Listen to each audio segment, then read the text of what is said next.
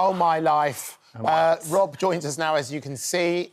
Rob, it is the most ridiculously lovely job to do. Tell me it is. It is an absolute gift and a complete privilege, just as it is being alongside you. I have to say, it's so joyful here today. Well, that's what we try. So We're a big lovely. old team. We did. We have a lovely time. Happy we do Friday. No, it really is. Show. It's a complete gift. I get, you could look at it and see it just as sort of bling and going to fabulous hotels. Oh, I'm sure nobody thinks that. And it is partly that, but it also asks, really important questions about what makes these hotels amazing. And what's really interesting, and I think most people have responded to it in this way, is it really isn't about all of the jazz or the gold or the bling, so to speak. It's about the communities that make up those hotels. And all of them, each episode, is doing something new, be that for the local community, the local environment, or the people who go to conspire to make up these incredible places. And that's been the biggest gift of all. And for you, obviously, this is like the dream job. What would be the place that you actually visit again for holiday? I know it's such a... I mean, it's not necessarily the answer one. I'd go to all of them for different reasons. OK. Right, yeah. And that's what's so sort of magical about the programme. So, going to Morocco and meeting the local Berber community who make up now 100% of the hotel. And it's a place that's rebreathed life into an area that really was struggling. Or the Maldives, which, of course, is grand and fabulous and has got all of the things that you would want. But, again, it was a part of the world that was really struggling. Not economically, but the coral was dying. So, again, they've worked out ways to think about how they might contribute to the local environment. And Sri Lanka, which is Sunday Week, those were communities, some of which, when I was working in international law, I'd been very invested in. Two communities that really were, to say the very least, in conflict.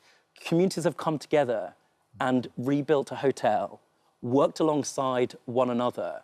And there was a moment when I turned around and saw Sinhalese community and the Tamil community alongside one another, delighting in delivering the best thing in the world. And that really, I have to say, was a moving moment. I bet. When you look at your job, when you were sitting in the courtroom most days, air-conditioned room, same old room. Where was it air-conditioned? Well, I assumed they were air-conditioned. No, sorry. So you were sitting in an un-air-conditioned room being a judge. To then now travel... I'm sure you didn't travel the world as much then. I know you said you worked in international Well, actually, law. I did used to do... But were you staying in hotels like this?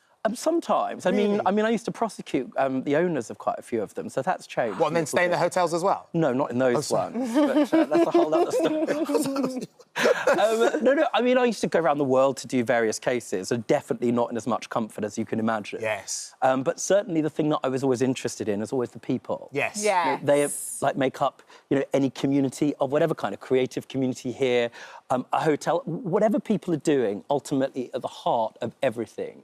How you deliver everything is the soul of the people that go towards creating whatever it is they do. Yeah, of course. And what sort of the period of time filming this? How long are you actually... Because this is... I'm just like, next series, can we have a go? Yeah, exactly.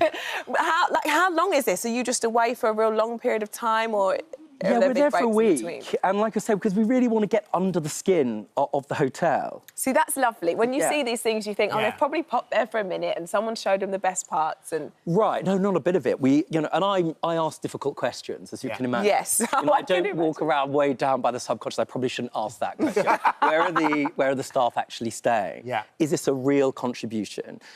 Meeting in the Maldives, for example, the one Jadaga, the only woman butler there, and asking what it meant for her to be there. And why did service at that level and that excellence matter to her?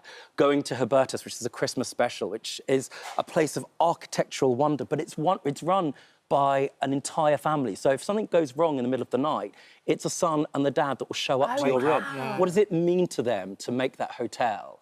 Why are they there? What is it about the local landscape that they love? Why do they want to share the passion? Ultimately, I think it's like good food or anything else. When you have passion, when you have delight and joy, and you invest it into cooking or into a place, that permeates into everything. And that's what ultimately makes an amazing hotel. And a lot of pride, I imagine. Yeah, That's one thing that like when you visit different places, I especially if it's a family-run place, I kind of really love that element of pride. Yeah, absolutely. And that sort of that five-star lifestyle that the hotels portray, to get behind the scenes and think, well, of the people working there having a five-star lifestyle is really It's an essential question. Yeah, absolutely. Right, how ethical is it? All of those things, but at the heart of it, the lovely restaurants you love, the places you go into. Yeah. At the heart of it is the warmth, the heart, the soul and the spirit of a community. So this is so different to you Yes, this being, is what I was just about to say. being the person obviously anyone who knows you enjoy a little bit of luxury, but to suddenly be doing this luxury lifestyle programme as opposed to doing Judge Rinder programme and writing books. So did you welcome the change? I mean, to say the least, of course. Yeah. But none of us are one thing. Yes. Right, and Yeah. you know, I've written lots of columns and, as you know, made lots of documentaries over the years. It's a complete privilege doing this job. We get, for a limited period of time, an amazing platform to share things we know and love about. And that's, like all things, be it classical music, which I want to share about, or female grime art that I'm really into. Shout out to Shiesty. The point about it is that I really care deeply, as we all should, about limiting this thing that we tell other people that they should stay in their own lane. No. Each of us has a pen, and the world tells us what our story is. It's our job to grab it back. We're and not to write supposed it to for be in a ourselves. box. We're not Exactly. supposed to be And in the a box. trial is out, which I'm Right, very well, I was excited. going to say, genuinely, yesterday I was in the gym, not sure if you noticed I go, and a friend of mine was on the bike, and he was listening... He goes to the gym all the time, you know. The bike the thing. bike believe thing. it. And he was genuinely listening to this. I said, what are you listening to? He said, I'm listening to Rob Rinder's book. And he was telling me how great it is.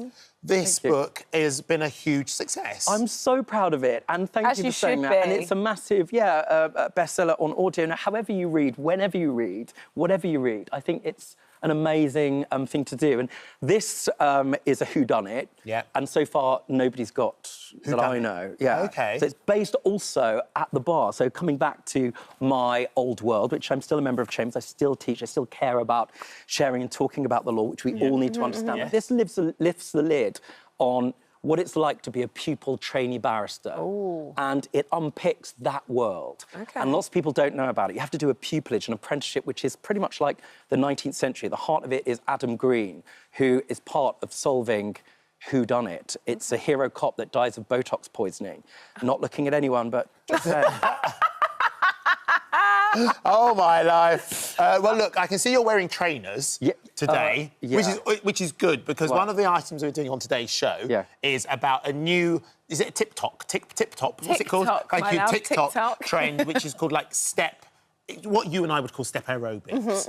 I would love for you to stay and enjoy. Yes, there's a real upset at that. Well, you did say that you're many things. Why are you looking at me like that? You're Why many wouldn't things. you? Because you knew full well, let's just be clear, full disclosure, that there's no way I would do that unless you asked me. Yeah. Yeah, and You can say no to Andy Peters. No, nobody. I've tried all week. I've tried all week. It doesn't work. In that case, it is going to be a pleasure to do this item with you later. We And can't thank wait. you. That's it. You've done it Andy now. Peters. You've done it. As long as you show us the ageing portrait of you in an attic somewhere. Oh, stop! Right, thank you so much for now. Buy the Yes, for chart now. and watch at 8 o'clock on A week on BT2. Sunday. Yeah, a week Sunday on week. Sunday. There we A week go. on Sunday. Thank you, everyone. Thank you very much.